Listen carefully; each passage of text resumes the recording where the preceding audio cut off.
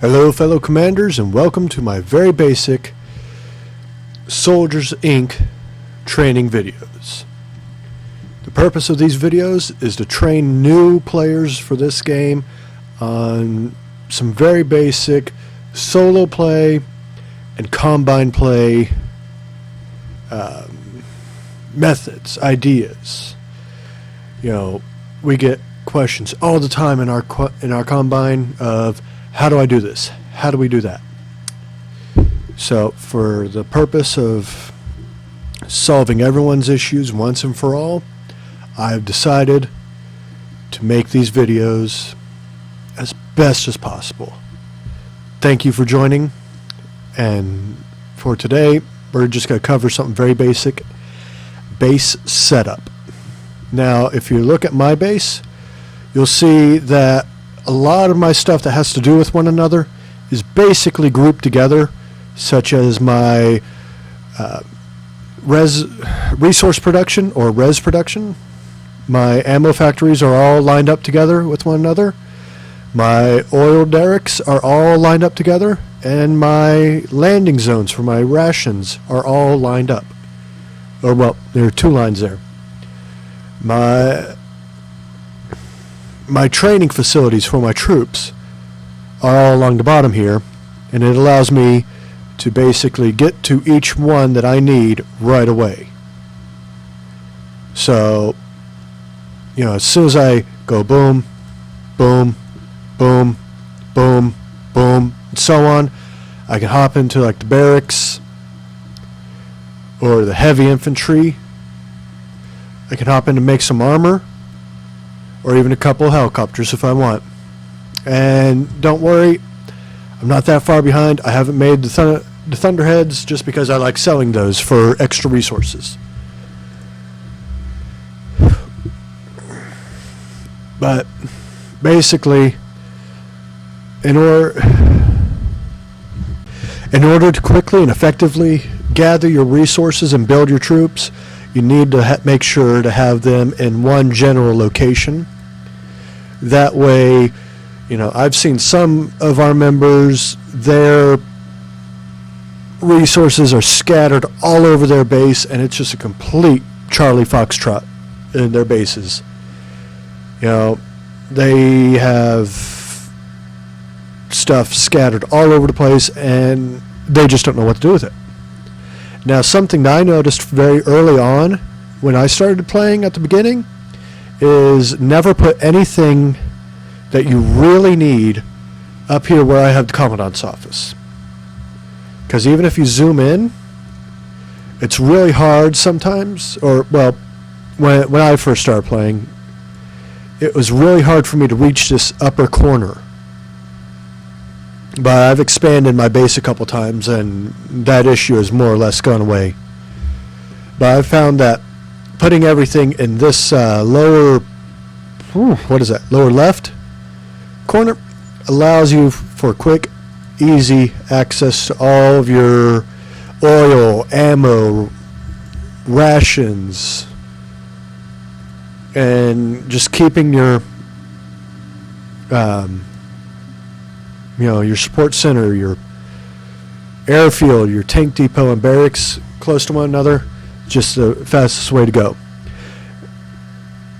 Now, I don't know about any of the other commanders, but, you know, everything else after that, you know, the field kitchens, I like to keep them somewhat close together. You know, the storage depots, they stay basically the same. But in all honesty, there's a lot of these things of, I just put them there because I had no other place for them. Yeah, I've got my logistics exchange over here, but my loading dock and maintenance shop are way the hell over there. That's just how I do things. You know, it's all, for me, it was what's useful, what's the most useful where I can put it, and everything else, where does it have a hole? Now, some people like to have these, have your base defense artillery stuff just placed all over the place, just because it looks like a real base. But I've found that, if you keep them relatively within the same areas, it's easier for your friends to come and repair your stuff automatically. Now, some other deals about base design. If you want to make sure that you have all of your resource production out, basically within the first 2 or 3 hours of play.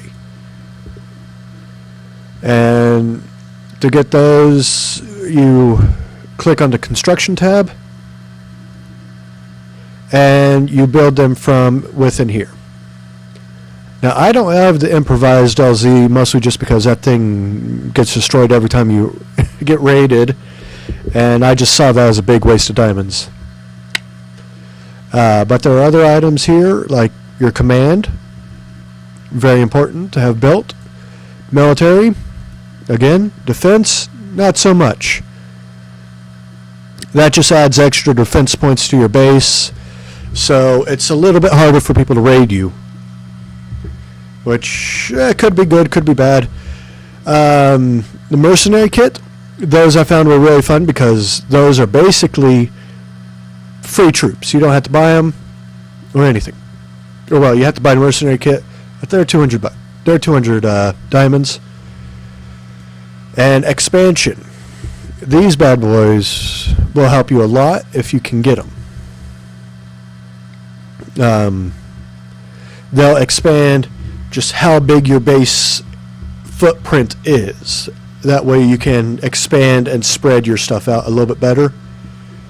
Now, if you're like me and don't want to deal with the long cook times that can happen with a lot of these items here, like your munition factories, that's a 4-day cook. It was 6 days when I started this. You want to buy extra combat engineers, and they're about 500 to 1,000 diamonds apiece after, I think, the second engineer.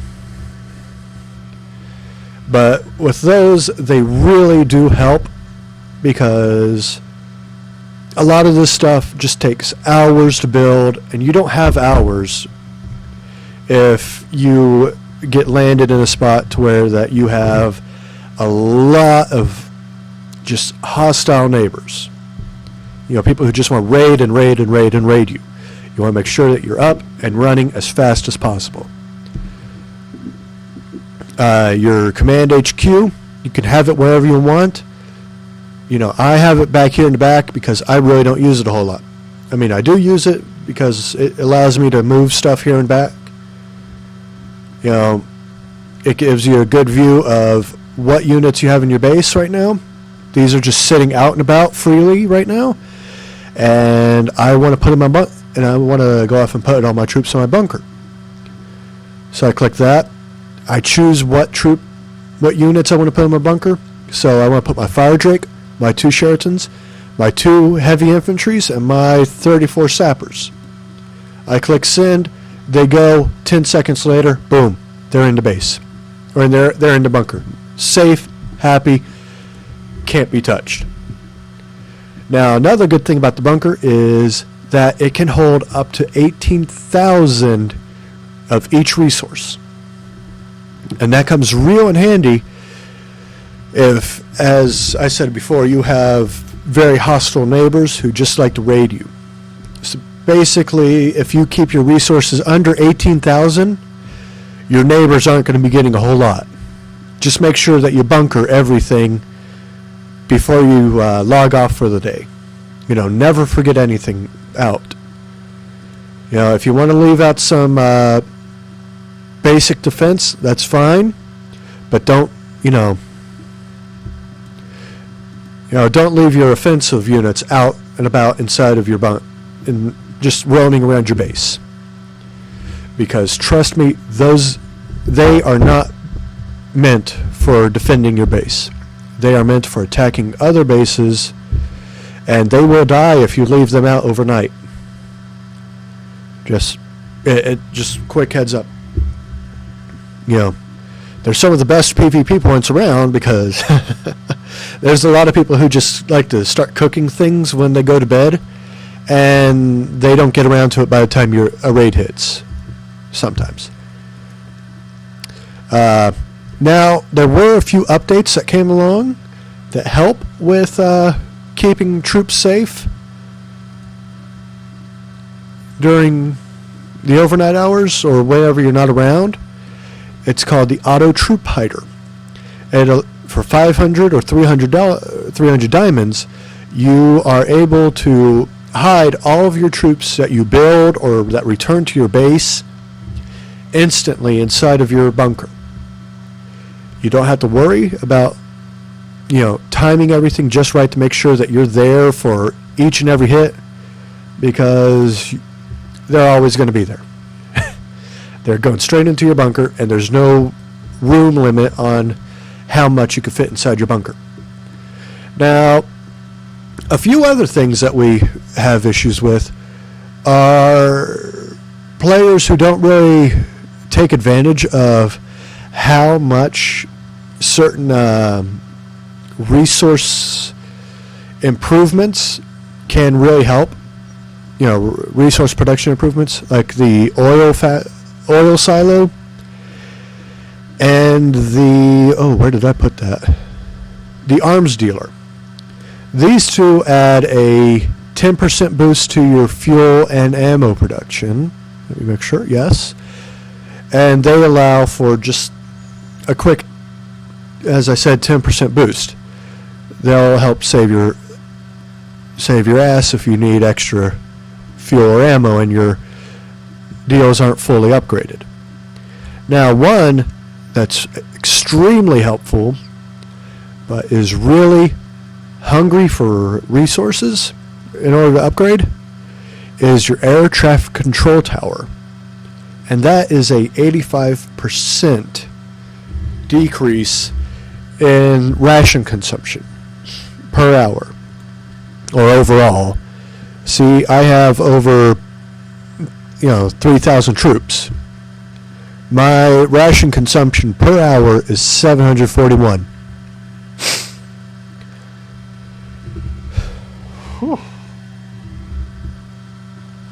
So that really does help me be able to make more and more rations, because my landing zones aren't fully upgraded yet.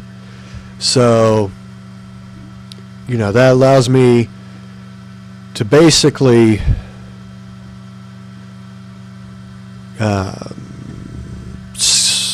I don't even know what to call it.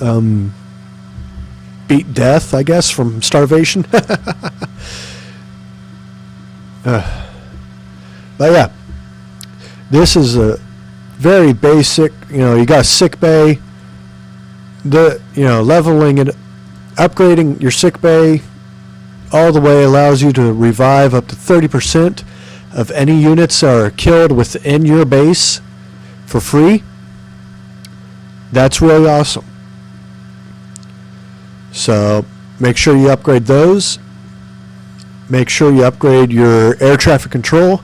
If you want to be able to send out large amounts of trading convoys because you got too much of one resource and not enough of the others, upgrade to level 20 on your logistics exchange and try and get your loading dock as far as you can go. And also, if you got a lot of low level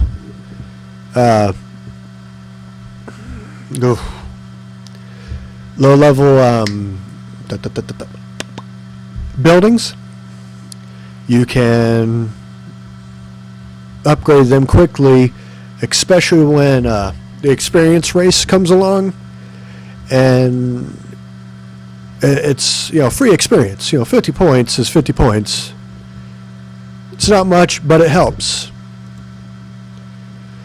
And I believe that is a fairly basic rundown. We've got the contracting office, the Joint Ops Center, which I'll be going over a lot of these buildings do in more detail in the next upcoming videos. So just bear with me. I'm fairly new to this, but congratulations, Commanders, for being a part of Soldiers Inc. Carry on.